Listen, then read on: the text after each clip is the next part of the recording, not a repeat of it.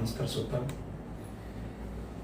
ಅಫಜಲ್ಪುರ ತಾಲೂಕಿನಲ್ಲಿ ಇತ್ತೀಚಿನ ಕೆಲವು ಬೆಳವಣಿಗೆಗಳ ಬಗ್ಗೆ ಮಾಧ್ಯಮದ ಮುಖಾಂತರದ ಕ್ಷೇತ್ರದ ಜನರಿಗೆ ವಿಷಯ ಮುಟ್ಟಿಸಬೇಕನ್ನುವಂಥ ಕಾರಣಕ್ಕಾಗಿ ಇವತ್ತು ಮಾಧ್ಯಮಗೋಷ್ಠಿಯನ್ನು ಕರೆದಿದ್ದೇನೆ. ತಾವೆಲ್ಲರೂ ಕೂಡ ಬಂದಿದ್ದೀರಿ. ನಿಮ್ಮೆಲ್ಲರಿಗೂ ಹೃದಯಪೂರ್ವಕವಾದ ನಮಸ್ಕಾರವನ್ನು ಹೇಳಕ್ಕೆ ಬಯಸ್ತೇನೆ. ಅಫಜಲ್ಪುರ ತಾಲೂಕಿನಲ್ಲಿ ಶಾಸಕರು ಯಾವ ರೀತಿಯಿಂದ ಸರ್ಕಾರದ ನೀತಿ ನಿಯಮಗಳನ್ನು, ಶಿಷ್ಟಾಚಾರಗಳನ್ನು, ಕಾನೂನುಗಳನ್ನು ಉಲ್ಲಂಘನೆ ನಡೀತಾ ಇದೆ ಅನ್ನೋದನ್ನು ಇವತ್ತು ಎಲ್ಲರಿಗೂ ಗೊತ್ತಿರ್ತಕ್ಕಂಥದ್ದು. ಈ ಶಾಸಕರು ತಮ್ಮ ಸ್ಥಾನವನ್ನು, ತಮ್ಮ ಸ್ಥಾನದ ಘನತೆಯನ್ನು, ತಮ್ಮ ಸ್ಥಾನದ ನೀತಿ ನಿಯಮಗಳನ್ನು, ಶಿಷ್ಟಾಚಾರಗಳನ್ನು ಸಂಪೂರ್ಣವಾಗಿ ಉಲ್ಲಂಘನೆಯನ್ನು ಮಾಡ್ತಾ ಇದ್ದಾರೆ. ಅದಕ್ಕೆ ಅವರ ಸುಪುತ್ರರು ಅವರು ಸೇರಿಕೊಂಡು ಇದನ್ನು ದೊಡ್ಡ ಮಟ್ಟದಲ್ಲಿ ನಡೀತಾ ಇದೆ.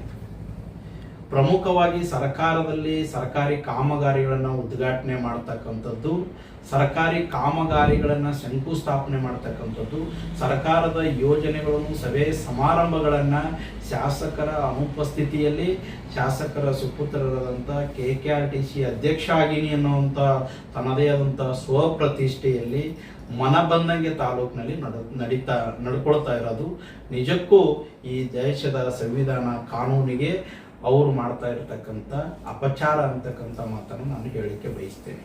ಯಾವ ರೀತಿ ಅಂತಂದರೆ, ಉದಾಹರಣೆಯಾಗಿ ಈ ಗ್ಯಾರಂಟಿ ಸಮಿತಿ ವತಿಯಿಂದ, ಗ್ಯಾರಂಟಿಗಳ ಸಮಿತಿ ಏನಿದೆಯಲ್ಲ, ಆ ಗ್ಯಾರಂಟಿ ಸಮಿತಿ ವತಿಯಿಂದ ಒಂದು ಪರಿಶೀಲನಾ ಸಭೆಯನ್ನು ನಡೀತದೆ. ಆ ಪರಿಶೀಲನಾ ಸಭೆಯಲ್ಲಿ KKRTC ಅಧ್ಯಕ್ಷನ ಕೆಲಸ ಏನು ಅವ್ರ ಕೆಲಸ? ಹೌದು, KKRTC ಅಧ್ಯಕ್ಷಗೆ ಪ್ರೋಟೋಕಾಲ್ದಲ್ಲಿ, ಈ ಗ್ಯಾರಂಟಿ ಸಮಿತಿಯ ಪ್ರೋಟೋಕಾಲ್ದಲ್ಲಿ ಏನಾದರೂ ಅವಕಾಶ ಇದೆಯಾ? ಯಾಕೆ ಇವ್ರು ಯಾಕೆ ಹೋಗಿ ಕೂತ್ಕೊಂಡು ಸಭೆ ಮಾಡೋದು? ಇವರಿಗೇನು ಸಂಬಂಧ? ಇದು ಒಂದು ಕಡೆಗೆ. ಇದಕ್ಕೆ ಗ್ಯಾರಂಟಿ ಸಮಿತಿ ಅಧ್ಯಕ್ಷರು ಇರ್ತಾರೆ, ಮೆಂಬರ್ ಸೆಕ್ರೆಟರಿ ಇರ್ತಾರೆ, ಮೆಂಬರ್ ಅವರು ಇರ್ತಾರೆ, ಅದರ ಜೊತೆಗೆ ಸಂಬಂಧಪಟ್ಟ ಅಧಿಕಾರಿಗಳು ಸಭೆಯಾಗಿ ಇರ್ಬೇಕಂತಿದೆ. ಇವ್ರು ಯಾಕಿರ್ತಾರೆ? ಅಲ್ಲಿ KS ಆಫೀಸರ್ ಒಬ್ರು ತಾಲೂಕು ಪಂಚಾಯತಿ UO ಇದ್ದಾರೆ, ಅವರು ಕೂಡ ಶಿಷ್ಟಾಚಾರ ಪಾಲನೆ ಮಾಡಲಿಕ್ಕೆ ತಯಾರಿಲ್ಲ. ಅವ್ರು ಹೇಳ್ದಂಗೆ ಅವ್ರ ಕೈಗೊಂಬೆಗೆ ಒಬ್ಬ KS ಅಧಿಕಾರಿಯಾಗಿ ಹ್ಯಾಂಗೆ ಆಡಳಿತ ಮಾಡಬೇಕನ್ನೋ ಕನಿಷ್ಠ ಸೌಜನ್ಯತೆ ಅವ್ರ ಹತ್ರ ಇಲ್ಲ. ಒಂದು ಕಡೆಗೆ. ಇನ್ನೊಂದು ಕಡೆಗೆ, ಮೊನ್ನೆ ಮೊದಲ B ಗ್ರಾಮದಲ್ಲಿ ಒಂದು ದೇವರಾಜ ಅರಸು ನಿಗಮ ಮತ್ತು ವೀರಶೈವ ಅಭಿವೃದ್ಧಿ ನಿಗಮ ವತಿಯಿಂದ ಸರ್ಕಾರದ ವಿವಿಧ ಫಲಾನುಭವಿಗಳಿಗೆ ಹಕ್ಕುಪತ್ರಗಳನ್ನು ವಿತರಣೆ ಮಾಡ್ತಾರೆ. ಸರ್ಕಾರಿ ಕಾರ್ಯಕ್ರಮ ಇದು. ಆ ಸರ್ಕಾರಿ ಕಾರ್ಯಕ್ರಮ ಬ್ಯಾನರ್ದಲ್ಲಿ KKRTC ಅಧ್ಯಕ್ಷನ ಫೋಟೋ ಇರ್ತದೆ. ಶಾಸಕರು ಇರಲ್ಲ ಅಲ್ಲಿ. ಶಾಸಕರು ಅಧಿವೇಶನ ಇದೆ, ಬೆಂಗಳೂರಲ್ಲಿ ಇರ್ತಾರ ಅಂತ ಗೊತ್ತಿದ್ರು ಶಾಸಕನ ಸುಪುತ್ರನೇ ಈ ಏನದ ಕಾರ್ಯಕ್ರಮವನ್ನು ಆಯೋಜನೆ ಮಾಡಿಸಿ ಅವರೇ ಹಕ್ಕುಪತ್ರವನ್ನು ವಿತರಣೆ ಮಾಡಿಸಿ ಸರ್ಕಾರಿ ಕಾರ್ಯಕ್ರಮ. ಇವರಿಗೇನು ಸಂಬಂಧ? ಇದು KKRTC ಅಧ್ಯಕ್ಷರಿಗೆ ಹಕ್ಕುಪತ್ರಗಳನ್ನು ವಿತರಣೆ ಮಾಡುವ ಅಧಿಕಾರ ಯಾರು ಕೊಟ್ಟಿದ್ದು? ಇವ್ರ ಪ್ರೋಟೋಕಾಲ್ ಏನು, ಎಷ್ಟರ ಮಟ್ಟಿಗೆ ಮಿತಿ ಮೀರಿದೆ ಅನ್ನೋದನ್ನ ಇವೆಲ್ಲ ಸಾಕ್ಷಿ. ಇದರ ಜೊತೆಗೆ ಸರ್ಕಾರಿ ಯೋಜನೆಗಳು ಇನ್ನೊಂದು ಕಡೆಗೆ,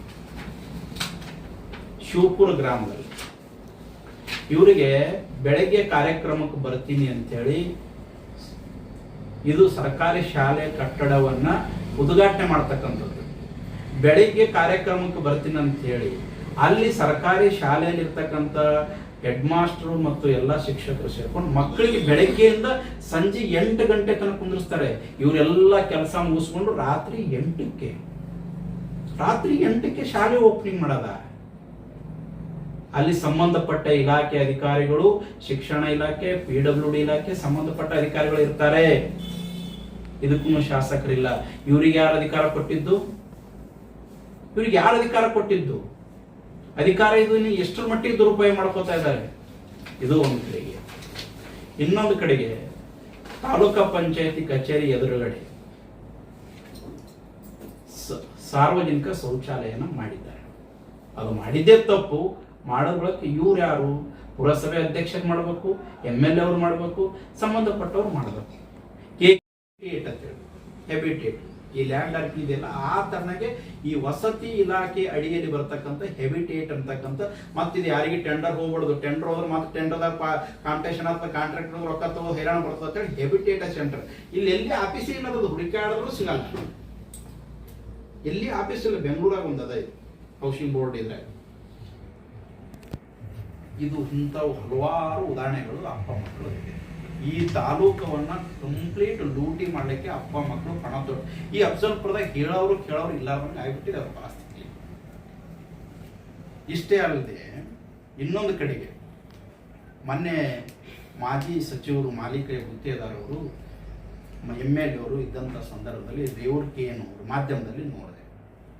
ಅವ್ರು ಏನು ಹೇಳ್ತಾರೆ ಅಂದರೆ MY ಪಾಟೀಲ್ ನಾವು ಕೂಡಿ ರಾಜಕಾರಣ ಮಾಡಿದ್ವಿ, ಹೀಗೆಲ್ಲ ನಾವು ಒಪ್ಪಂದ ರಾಜಕಾರಣ ಮಾಡಿದ್ದು ಓಪನ್ ಅವ್ರು ಇಬ್ರು ವೇದಿಕೆ ಮೇಲೆ ಎತ್ಕೊಂಡಾಗ ಹೇಳ್ತಾರೆ. ಆಯ್ತು ನಾವೇ ನೀವು ಬಡಗಿ ತೊಗೊಂಡು ಬಡದಾಡ್ರಿ ಅಂತ ನಾನು ಹೇಳಲ್ಲ. ಈ ಒಪ್ಪಂದ ರಾಜಕಾರಣ ಮಾಡಿ ತಾಲೂಕು ಏನು ಅಭಿವೃದ್ಧಿ ಮಾಡಿದ್ರಿ ಅನ್ನೋದು ಪ್ರಶ್ನೆ ಇದೆ. ನನಗೆ ಯಾರ ಬಗ್ಗೆನೂ ವೈಯಕ್ತಿಕವಾದಂಥ ಹೊಟ್ಟೆ ಕಿಚ್ಚು ದ್ವೇಷ ಇಲ್ಲ. ನನಗಿರ್ತಕ್ಕಂಥ ಒಂದೇ ಒಂದು ಸ್ಪಷ್ಟವಾದಂಥ ಕಳಕಳಿ ಈ ತಾಲೂಕಿನ ಅಭಿವೃದ್ಧಿ ಅಂತಕ್ಕಂಥದ್ದು. ನಾನು ಕೇಳಿಕೆ ಬಯಸ್ತೇನೆ, ಈ ತಾಲೂಕು 1978ರಿಂದ ಇಲ್ಲಿವರೆಗೆ ಗುತ್ತೇದಾರ್ ಮತ್ತು ಪಾಟೀಲ್ ಕುಟುಂಬದ ಹಿಡಿತದಲ್ಲಿ ರಾಜಕಾರಣ ಇದೆ. 47-48 ವರ್ಷ ಆಯ್ತು.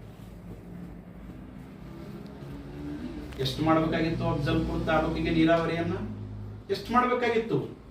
ಎಷ್ಟು ಜಲಮೂಲ ಇದೆ ನಮ್ಮ ಹತ್ರ, ಎಷ್ಟು ನೈಸರ್ಗಿಕ ಸಂಪನ್ಮೂಲ ಇದೆ ನಮ್ಮ ಬಲ್ಲಿ. 1.5 ಲಕ್ಷದಿಂದ 2 ಲಕ್ಷ ಎಕರೆ ಪ್ರದೇಶಕ್ಕೆ ನೀರಾವರಿ ಮಾಡಬಹುದಾಗಿತ್ತು.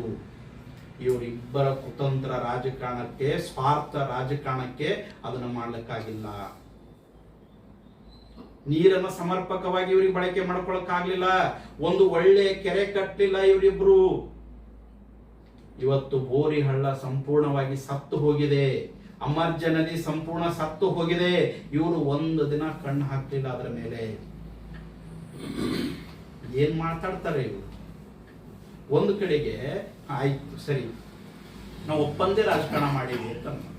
ಒಪ್ಪಂದ ರಾಜಕಾರಣ ಮಾಡಿದ್ರೆ ನಾನೊಂದು ಕೇಳಕ್ಕೆ ಬಯಸ್ತೇನೆ. ಈ ತಾಲೂಕಿನಲ್ಲಿ 15-16 ವರ್ಷಗಳಿಂದ ನಾನು ಸಾರ್ವಜನಿಕ ಜೀವನದಲ್ಲಿದ್ದೇನೆ. ನೀವು ಎಷ್ಟು ಮಂದಿಗೆ MY ಪಾಟ್ಲ ಕಡೆಗೆ ಓಡಾಡ್ಲಿಕ್ಕತ್ರ ಗುತ್ತೇದಾರ ಕೆಲಸ ಮಾಡೋದಿಲ್ಲ, ಗುತ್ತೇದಾರ ಕಡೆಗೆ ಓಡಾಡ್ಲಿಕ್ಕತ್ರ MY ಪಾಟ್ಲ ಕೆಲಸ ಮಾಡೋದು. ಏನನ್ನೋದು? ನೀವು ಗುತ್ತೇದಾರ ಮನುಷ್ಯ ಇದಪ್ಪ, ನಿನಗೆ ಕೆಲಸ. MY ಪಾಟ್ಲ ಕಡೆಗೆ ಓಡಾಡ್ಲಿಕ್ಕತ್ರ ಗುತ್ತೇದಾರ ಮನೆಗೆ ಹೋದ್ರೆ ನೀ MY ಪಾಟ್ಲ ಮನುಷ್ಯ ನಿನಗೆ ಯಾಕೆ ಮಾಡ್ಲಿ ಕೆಲಸ? ಜನರನ್ನ ಹತ್ತಿಕ್ಕದ್ರಿ, ಮುಖಂಡರುಗಳನ್ನ ಹತ್ತಿಕ್ಕದ್ರಿ. ನಿಮ್ಮ ಸ್ವಾರ್ಥಕ್ಕಾಗಿ ತಾಲೂಕಿನ ಜನರಿಗೆ ಬಲಿ ಕೊಟ್ಟು ರಾಜಕಾರಣವನ್ನ ಮಾಡಿದ್ರಿ. ನಾನು ಮಾಲೀಕೆಯ ಗುತ್ತೇದಾರವ್ರನ್ನ ಕಳಕಳಿ ವಿನಂತಿ ಮಾಡ್ಕೋತೀನಿ. ನಿಮ್ಮ ಕುಟುಂಬದು, ನಿಮ್ಮ ರಾಜಕೀಯದು, ನಿಮ್ಮ ಸಂಸಾರದು ನಿಮಗೆ ಯಾರಿಗೂ ಬೇಕಾಗಿಲ್ಲ. ಈ ತಾಲೂಕಿನ ಜನರಿಗೆ ಈ ತಾಲೂಕಿನ ಅಭಿವೃದ್ಧಿ ಬಗ್ಗೆ ಮಾತಾಡುವಂಥದ್ದಾಗಬೇಕು. ಹಿರಿಯರಿದ್ದೀರಿ, 6 ಸಾರಿ MLA ಆಗಿರಿ, ಮಂತ್ರಿ ಆಗಿರಿ. ಈ ತಾಲೂಕಿಗೆ ಏನು ಸಮಸ್ಯೆ ಆಗ್ತದೆ ಅನ್ನೋದ್ರ ಬಗ್ಗೆ ಮಾತಾಡ್ರಿ. ನಿಮ್ಮ ಕುಟುಂಬ ಒಡೆದಿದ್ದು, ನಿಮ್ಮ ಅಣ್ಣ ತಮ್ಮದು ಮನೆ ಜಗಳ, ಎಲ್ಲರ ಮನೆ ಜಗಳಗಳವ. ಅದ್ಯಾಕೆ ಹೇಳ್ತೀರಿ? ಈ ಸಾರ್ವಜನಿಕ ಜೀವನದಾಗ ನಿಮ್ಮ ಸ್ವಾರ್ಥಕ್ಕಾಗಿ ಹೊಡೆದಿರ್ಬೋದು.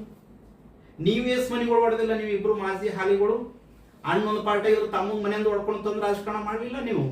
ಅವಾಗ ಬ್ಯಾನಿ ಅನ್ನಿಸ್ಲಿಲ್ಲ ನಿಮಗ ಮತ್ತೊಬ್ಬರ ಮನೆ ಹೊಡೆಯಾಗ? ಎಸ್ ಮಂದಿ ಹೌದಪ್ಪ, ನಿಮ್ಮ ಅಣ್ಣ ಅಲ್ಲೇ ಆ ಪಾರ್ಟಿಗೆ ನೀನು ಅಲ್ಲೇ ಹೋಗೋ ತಮ್ಮ ಅಂತ ನೀವು ಎಂದರೆ ಯಾರಿಗಾರು ಬುದ್ಧಿ ಹೇಳಿರೇನು? ಅಪ್ಪ ಒಂದು ಪಾರ್ಟಿಗೆ ಮಗನಿಗೆ ಹೊಡ್ಕೊಂತಂದು ನೀವು ಅಪ್ಪ ಮಗನಿಗೆ ಬಳಸ್ಕೊಂಡು ರಾಜಕಾರಣ ಮಾಡಲಿಲ್ಲ ನೀವು? ಅಪ್ಪ ಮಗನಿಗೆ ಹೊಡೆಸ್ಬಾರ್ದು ಅನ್ನೋದು ನಿಮ್ಗೆ ಗೊತ್ತಾಗ್ಲಿಲ್ಲ? ನಿಮ್ಮ ಮನೆ ಹೊಡೆದೊಳಕ್ಕೆ ನಿಮಗೆ ಬೆಂಕಿ ಬಿದ್ದದ. ಇವತ್ತು ಅವತ್ತು ಎಸ್ ಮನೆಗಳು ಹೊಡಿಲಿಲ್ಲ ನೀವು ಈ ತಾಲೂಕಿನಾಗೆ? ನಾನು ಹೇಳೋದು ಮುಂದೆ ವೈಯಕ್ತಿಕ ವಿಚಾರಗಳನ್ನ ಇಲ್ಲಿ ಚರ್ಚೆಗೆ ತರೋದು ಬೇಡ. ಇಲ್ಲ ಆಗ್ಬೇಕಾಗಿರೋದು ಬೋರಿ ಹಳ್ಳ ಒಣಗಿ ಹೋಗಿದೆ, ಅಮರ್ಜ ಒಣಗಿ ಹೋಗಿದೆ, ಕಬ್ಬುಗಳು ಒಣಗಿ ಹೋಗ್ತವೆ, ನೀರು ಸಮರ್ಪಕವಾಗಿ ಕುಳ್ಳರು ವರ್ಷ ರೈತರು ತೊಂದರೆ ಆಗ್ಲಿಕ್ಕತ್ತದೆ. ನೀರನ್ನು ನೀವು ಚಂದ ಸಂಪೂರ್ಣವಾಗಿ ಬಳಕೆ ಮಾಡ್ಕೊಂಡ್ರೆ ಭೀಮಾ ಏತ್ ನೀರಾವರಿ ಬಗ್ಗೆ ಹಸಿರು ಕ್ರಾಂತಿ ಮಾಡಿವತ್ತೇಳಿ ಚಂತನ ಅದನ್ನೇ 40 ವರ್ಷದಿಂದ ಭಾಷಣ ಕೊಟ್ಕೊಂಡು ಓಟು ತಗೊಂಡು ಅಧಿಕಾರ ಅನುಭವಿಸಿದ್ರಲ್ಲ. ಹೇಳ್ರಿ, ಇವತ್ತು ಭೀಮಾ ಏತ್ ನೀರಾವರಿ ಯೋಜನೆ 1ರಿಂದ 60,000 ಎಕರೆ ಪ್ರದೇಶ ನೀರು ಒದಗಿಸುವಂತ ಯೋಜನೆ. ಇವತ್ತು ಮೇನ್ ಕೆನಾಲ್ ಇದೆಯಲ್ಲ, ಬಳುಂಡಿಗೆ ಮತ್ತು ಅಳಿಗೆ ಲಿಫ್ಟ್ ಏನಿದೆಯಲ್ಲ, ಡೆಡ್ ಎಂಡಿಗೆ ನೀರು ಹೋಗಿಸ್ಲಿಕ್ಕಾಗ್ಯದ ನಿಮ್ಮಿಬ್ಬರ ಕೈಲೆ. MY ಪಾಟೀಲ್ 8 ವರ್ಷ MLA ಆದ್ರೆ ಒಂದು ದಿನ ಹೋಗಿ ನೋಡಿದ್ರೆ ಕಾಲುವೆ ಮೇಲೆ ಡೆಡ್ ಎಂಡಿಗೆ ನೀರು ಹೋಯ್ತಾನೆ ಹೇಳ್ರಿ. ನೀವು ಹೊಲಗಳಿಗೆ ನೀರು ಕೊಡೋದು ಬೇಡ, ಡೆಡ್ ಎಂಡಿಗೆ ನೀರು ಕೊಡ್ಲಿಕ್ಕಾಗಿಲ್ಲ ನಿಮ್ಮ ಹಣೆ ಬರಕ್ಕೆ.